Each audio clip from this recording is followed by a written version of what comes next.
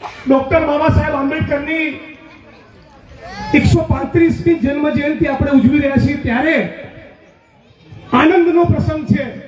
બહુ સન્માનપૂર્વક ડોક્ટર બાબા સાહેબ આંબેડકરને આપણે યાદ કરીએ, એમના યોગદાનને યાદ કરીએ, એમને વંદન કરીએ, એમને સલામ કરીએ।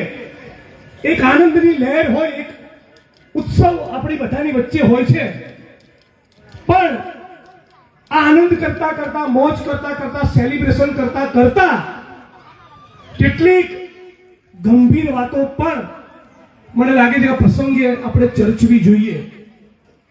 આજે બરાબર 10 વર્ષ થશે આ જૂન જુલાઈમાં ઉના કાંડની ઘટનાને, અને બરાબર 100 વર્ષ થશે મહાડના ઐતિહાસિક સત્યાગ્રહને।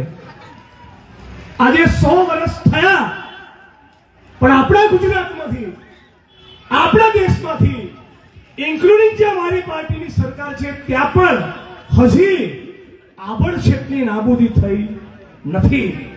પણ દુઃખ સાથે કહેવું પડે છે કે ગુજરાત અને દેશનું દલિત આંદોલન પણ